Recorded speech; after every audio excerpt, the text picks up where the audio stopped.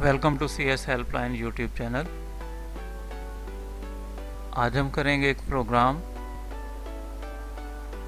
Python program to count number of characters in a text file. तो सबसे पहले हम IDLE ओपन करते हैं, इसे डबल क्लिक करेंगे, हमारे पास आ जाएगी Python 3.7 shell window. File menu में से न्यू फाइल पर क्लिक करेंगे, ये हमारे पास आ जाएगा पाइथन का कोड एडिटर, जिसमें कि हम प्रोग्राम लिखेंगे। सबसे पहले प्रोग्राम जो है कॉपी कर लेते हैं, फिर इसे line by line, statement by statement इसे समझते हैं। तो पहली दो लाइनें जैसे कि आप देख रहे हैं, ये कमेंट्स हैं, हैश सिंबल से स्टार्ट होते हैं पाइथन में comments. Write a Python program to count characters in a text file,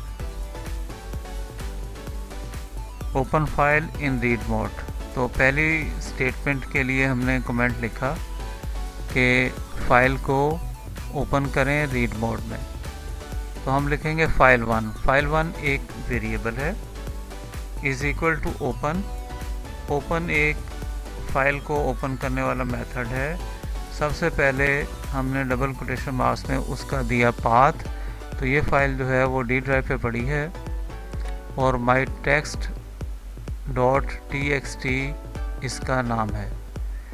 इसी तरह से ये जो दूसरा आर्गुमेंट है R हमने लिखा है डबल कोटेशन मार्क्स में, ये हमें बताता है कि ये रीड मोड में फ़ाइल ओपन की गई है। तो ये ओपन फंक्शन जो है वो इस फाइल को ओपन करता है रीड मोड में और फाइल ऑब्जेक्ट को रिटर्न करता है, जो कि file1 में के ज़रिए से फिर हम इस वेरिएबल के ज़रिए से हम इसे एक्सेस कर सकेंगे। उसके बाद दो फिर हमने कमेंट्स दिए हैं, read all the contents of file and store in a string variable. अब हम कोई एक ऐसा फंक्शन इस्तेमाल करेंगे जो इस फाइल के तमाम कंटेंट्स को एक ही स्टेटमेंट में रीड कर ले और फिर एक स्ट्रिंग वेरिएबल में डाल दे। तो हमने लिखा string1 str1, ये एक वेरिएबल का नाम है, is equal to file1 dot read. तो ये रीड फंक्शन जो है वो file1 में से जो हमने ओपन की थी, जो कि इस पाथ से अटैच है, इस नाम से फाइल के अटैच है, उस तमाम फाइल को रीड कर लेगा। उसके अंदर जितना भी कैरेक्टर्स होंगे, जो टेक्स्ट डाटा होगा, उसे str1 में असाइन कर देगा, स्टोर कर देगा। उसके बाद फिर हमने कमेंट लिखा है कि find the length of the string str1। तो अब हम लिखेंगे count1, वेरिएबल का नाम है, is equal to length of str1।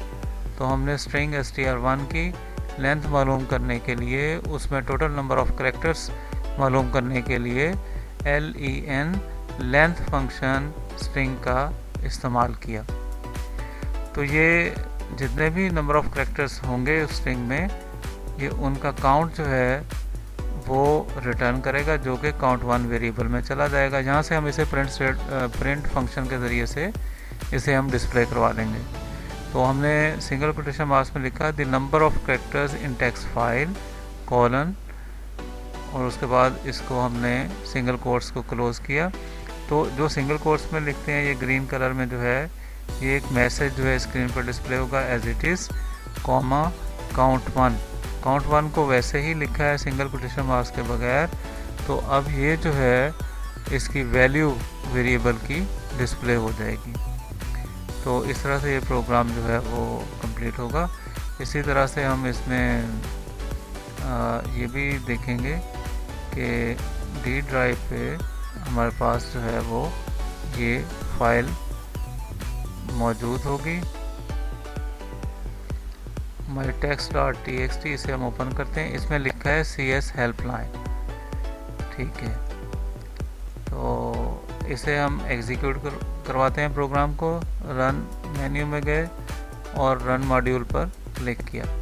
उससे पहले ये सेव करने का कहेगा, ओके करें। इसका कोई प्रॉपर जो है वो नाम लिख दें, जैसे हम लिखते हैं 4 काउंट। तो 4 काउंट हमने इसका नाम रख दिया। अच्छा, अब इसकी आउटपुट आ गई, the number of characters in text file is equal to 11। तो इसमें 11 करेक्टर्स हैं। ये किस तरह से हम अभी देख लेते हैं। ये हमारे पास फाइल है mytext.txt जो कि हमने डी ड्राइव से ओपन की थी, जिसका पाथ हमने प्रोग्राम में दिया था। तो 1 2 3 4 5 6 7 8 9 10 और एक ये दरमियान में जो है स्पेस।